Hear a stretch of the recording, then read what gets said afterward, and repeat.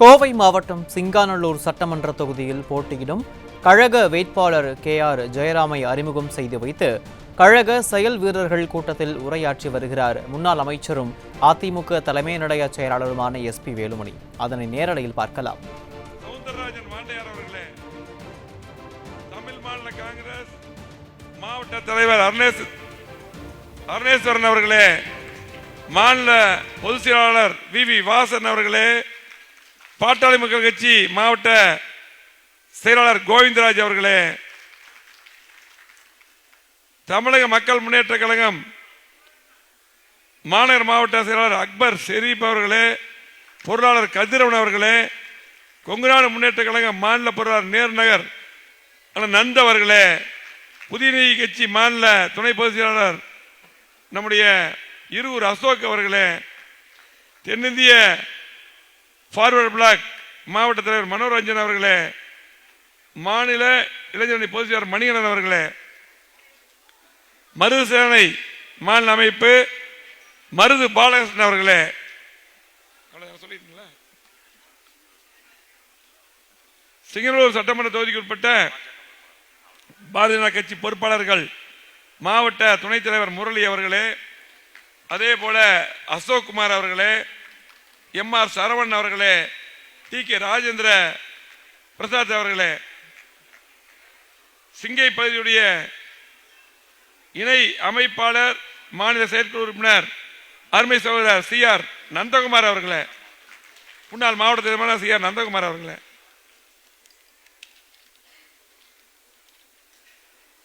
அவ்வளவுதானே?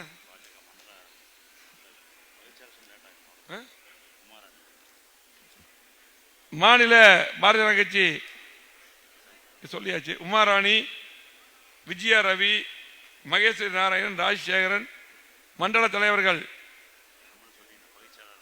இது தெரியும். ரங்கநாதன், சொன்னமணி அரவிந்த், ரமேஷ்குமார், வாசுகுமார், ஜானகிராமன் உட்பட அனைவருக்கும் நம்முடைய மாநில மாவட்ட பிரிவு பாரதிய ஜனதா கட்சி கணேஷ் பாபு, தேன்மொழி வாசன், ஸ்ரீதேவி, இந்துஜா, சிங்கை ஜான், ஜெயஸ்ரீ குன்னத், ஜோசன், பிரிகால் செல்வராஜ், சுந்தர், KK குமார், கணேசன். அம்மா மக்கள் முன்னேற்ற கழகத்தை சேர்ந்த அனைத்து பொறுப்பாளர்களை சொல்லிட்டு அருமையனன் நம்முடைய அவைத்தலைவர் சிங்கை முத்தன் அவர்களே, பேராசிரியர் அருமை தம்பி கல்யாண சுந்தரம் அவர்களே, முன்னாள் சட்டமன்ற உறுப்பினர் மகேஸ்வரி அவர்களே, புரட்சி தம்பியன் அவர்களே, பகுதி செயலாளர்கள் உலகநாதன் அவர்களே, சிவமணியன் அவர்களே, மவுண்டசாமி அவர்களே, வெள்ளிங்கிரி அவர்களே, சாரமேடு சந்திரசேகர் அவர்களே, சிவகுமார் அவர்களே, அருமை வெண்டாமரை பால் அவர்களே. ஏன்னா அவர் தொகுதி இந்த தொகுதி தான் ஃபர்ஸ்ட் சொன்னோம், அதுக்கப்புறம் தான் அவர் சொன்ன பேலமேடு துரையன் அவர்களே, துணை செயலாளர், மாநில நிர்வாகிகள் சிங்கை பாலன் அவர்களே, கைத்திரி முத்துசாமி அவர்களே, பிரதிபலிப்பை சொல்லியாச்சு. ரியல் ரங்கராஜ் அவர்களே, கணேஷ்குமார் அவர்களே, அண்ணன் பொருளாளர் பார்த்திபன் அவர்களே, விமல் சோம அவர்களே, சிங்கை அம்புஜம் அவர்களே, சார்பணி மாவட்ட செயலாளர்கள் லார் ரோடு ராதா, அருமை தம்பி பிரபாகரன், நம்முடைய Gunasundari, Manikandan, Pappaiya Rajesh, Ameed, doctor Ganesan, SR Ravi, Tamil Murugan, Sakthivel, Chandrasekar, Ashok Kumar, CDC Selvaraj, Pandian, real சொல்லியாச்சு. அவ்வளவு போதுங்க. மாவட்ட நிர்வாகிகள், அனைத்து வார்டினுடைய செயலாளர்கள், வட்டக்கழகத்துடைய செயலாளர்கள், நம்முடைய பகுதி சார்பணி செயலாளர்கள், மகளிர் அணி உட்பட அத்தனை நிர்வாகிகள். சரி, போதும். பகுதி பொறுப்பாளர்கள், வார்டு பொறுப்பாளர்கள் அத்தனை பேருக்கும் நன்றி கலந்த வணக்கத்தை உரித்தாக்கி அகில இந்திய பசும்பொன் தேசிய படை ஆதிக் செந்தில் உட்பட அத்தனை பேருக்கும் நன்றி கலந்த வணக்கத்தை உரித்தாக்கி பேர் மட்டும் சொன்னாலே கிட்டத்தட்ட இன்னும் 1/2 மணி நேரம் ஆகும் போட்டு. ஆகவே இந்த அரங்கில் இருக்கக்கூடிய அத்தனை பேருக்கும் அனைத்து இந்திய அண்ணா திராவிட முன்னேற்ற கழகம், பாரதிய ஜனதா கட்சி, அம்மா மக்கள் முன்னேற்ற கழகம், பாட்டாளி மக்கள் கட்சி, இன்னும் நான் பேர் படித்த அத்தனை கூட்டணி கட்சியுடைய பொறுப்பாளர்களே, இந்த அரங்கில் இருக்கக்கூடிய பெரியோர்களே, தாய்மார்களே, சகோதர சகோதரிகளே, இந்த சிங்கநல்லூர் தொகுதியிலே மீண்டும் நம்முடைய ஜெயராமன் அவர்கள் நம்முடைய கூட்டணியின் சார்பாக வேட்பாளராக அறிவிக்கப்பட்டவுடன் அவருடைய வெற்றி உறுதியாயிருச்சு. எந்த மாற்றுக்கிறது கிடையாது.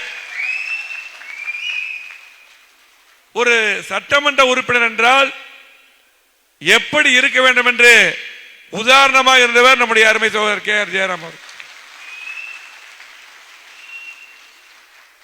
நான் அவர் வேட்பாளராக அறிவிக்கப்பட்டதுக்காக இதை சொல்லவில்லை.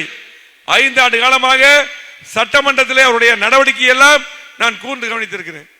நான் தான் கொறடா, நான் தான் அனைவருக்கும் பேசுறதுக்கு வாய்ப்பு எடுக்கணும், முக்கியமான நடவடிக்கைகள் நான் தான் இருப்பேன். அப்போ எதுக்கு எடுத்தாலும் இந்த சிங்கநல்லூர் தொகுதியிலே அனைத்து அடிப்படை வசதிகளும் ஒவ்வொரு சந்தில, ஒவ்வொரு பகுதியில், ஒவ்வொரு டிவிஷன்ல என்னென்ன தேவையோ அதையெல்லாம் கேள்விகளாக தொகுத்து அங்கே உரிமைக்காக போராடுவார், கொஸ்டினா போடுவார், கவன ஈர்ப்பு தீர்மானம் கொண்டு வருவார். இங்க இருக்க சட்டமன்ற முன்னாள் சட்டமன்ற நிறைய இருக்காங்க. சேலம் துறை எனக்கு தெரியும், எம்எல்ஏ தெரியும், அம்மனுக்கு தெரியும். சட்டமன்றத்தில் ஒரு கொஸ்டின் போடுறது சரி, கவன ஈர்ப்பு தீர்மானம் கொண்டு வருவது சரி, ஒத்திவைப்பு தீர்மானம் கொண்டு வருவது சரி, தொகுதி மக்களுக்காக பல்வேறு கேள்விகள் சவால்கள் நிறைய வாதாடுவார். பேசுறதுக்கு வாய்ப்பு கொடுக்கான்னு கூட போராடி இந்த தொகுதி மக்களுக்காக இந்த திட்டங்கள் வேண்டும், நீ எப்படியாவது செஞ்சு கொடுங்கன்னு சொல்லி போட்டு மிக கடுமையாக போராடுவார். அது மட்டுமல்ல, இந்த தொகுதியிலே கூப்பிட்ட குரலுக்கு எந்த பிரச்சனையா இருந்தாலும் நேரடியாக போய் மக்களை சந்திக்கக்கூடியவர். கடந்த முறை இங்கே பாரதிய ஜனதா கட்சி கூட்டணி இருந்து வெற்றி பெற்றார். பாரதிய ஜனதா கட்சியுடைய தலைவர் அத்தனை பேருக்கு அவர் பற்றி தெரியும். நான் வரும்போது நம்முடைய ரமேஷ் அவர்கள் பேசிட்டு இருந்தார் இல்ல, வரும்போது நீங்க பேசிட்டு இருந்தீங்க. அப்பே அவர் சொன்னார், கொரோனா காலத்தில் நம்முடைய கே.ஆர். ஜெயராமன் செஞ்சதை நம்ம கண்டிப்பா மறக்க முடியாதுன்னு சொல்லிட்டு இருந்தார். கூட்டணி கட்சியா சொல்லிட்டு இருந்தார். கொரோனா நேரத்தில் அன்னைக்கு பாத்தீங்கன்னா லாக்டவுன், இன்னைக்கு பாத்தீங்கன்னா யாரும் வேலைக்கு போக முடியல, எவ்வளவு மோசமான நிலை, எல்லாம் உயிருக்கு போராடிட்டு இருந்தாங்க, பயந்துட்டு இருந்தாங்க. ஒவ்வொரு மருத்துவமனைக்கும் அப்ப நான் அமைச்சராக இருந்தேன், கூப்பிட்டு நிறைய பேசினார். ஆக்சிஜன் இல்லை, உடனே அந்த பேசுறீங்க அட்மிட் பண்ணுங்க, நாங்க நிறைய இஎஸ்ஐ, ஜிஹெச், கொடிசியா எல்லா கல்லூரியிலும் ஹாஸ்பிட்டல் உருவாக்கிட்டாங்க. திமுக ஆட்சி காலத்தில் கொரோனா வந்தது, ஆக்சிஜன் இல்லாமல் எத்தனை பேர் இறந்து போயிட்டாங்க உங்களுக்கு எல்லாம் தெரியும், கண்டுக்கவே இல்லை. ஆனால் நாங்க வார வாரம் மீட்டிங் போட்டோம். எடப்பாடி எல்லா மாவட்டத்துக்கு வந்தார்.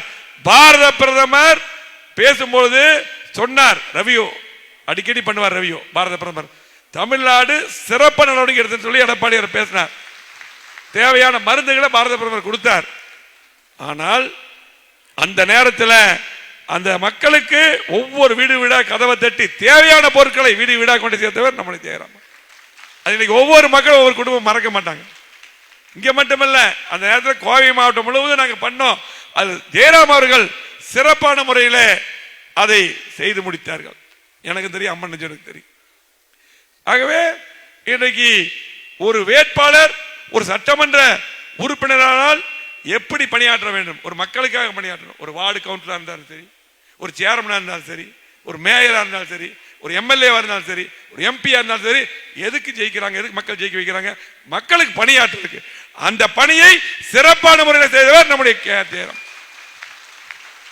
யாரும் மறுக்க முடியாது. இதுக்கு முன்னாடி இதே தொகுதியில் எதிர்கட்சி சட்டமன்ற உறுப்பினர் இருந்திருக்காங்க, நிறைய பேர் இருந்திருக்காங்க. ஆனால் இந்த தொகுதியிலே சிறப்பான முறையிலே பணியாற்றியவர் நம்முடைய கே.ஆர். ஜெயராமன் மட்டும்தான். நான் அடிச்சு சொல்ல முடியும். ஆகவே இந்த தொகுதியை பொறுத்தளவுக்கு பார்த்தீங்கன்னா, நான் அமைச்சராக இருக்கும் பொழுது பல்வேறு திட்டங்களை இங்கே வருவதற்கு அம்மன் நச்சன் அருண்குமார் அவர்கள் கே.ஆர். ஜெயராமன் சேர்ந்து நிறைய திட்டங்கள் கேட்டு வாங்கினாங்க. நிறைய அங்கே சிங்கமுத்தன் இருக்கார், நிறைய பேர் இருந்தாங்க. ஆகவே தேவையானது பூரா நாங்கள் செஞ்சு கொடுத்தோம். அதிகமான திட்டங்கள் கொண்டு வந்திருக்கிறோம். இன்னைக்கு பார்த்தீங்கன்னா, இன்றைக்கு 10 ஆண்டு காலத்தில் இன்றைக்கு அம்மா இருக்கும்போது சரி, அம்மா அவருக்கு முதலமைச்சராக இருக்கும்போது சரி, அதே போல எடப்பாடியில் வந்த பின்னால் சரி, கோவை மாவட்டத்தை மாற்றி அமைச்சிருக்கோம். யாரும் மறுக்க முடியாது. யாரும் மறுக்க முடியாது. கிட்டத்தட்ட 50 ஆண்டுகள் இல்லாத வளர்ச்சி நான் கொடுத்திருக்கோம். எடுத்து சொல்லுங்க நீங்க வீடு வீடா போய். இன்னைக்கு 10 கிலோமீட்டருக்கு பாலம், திருச்சி ரோட்ல 2.5 கிலோமீட்டருக்கு பாலம்.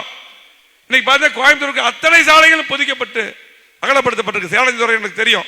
நாங்க 2011க்கு முன்னாடி கோவை மாவட்டம் எப்படி இருந்தது, எல்லா சாலைகளும் எப்படி இருந்தது, அதுக்கு பின்னால் அனைத்து சாலைகளும் அகலப்படுத்தப்பட்டு கோயம்புத்தூருக்கு அத்தனை சாலைகளும் போடப்பட்டிருக்கு.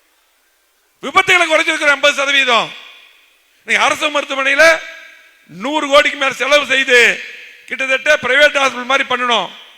சிறுநீரக மாற்று அறுவை சிகிச்சை, அதே போல இருதய அறுவை சிகிச்சை, அதே போல பாத்தீங்கன்னா 25 கோடி கேன்சர் மிஷின் வாங்கி கொடுத்தோம்.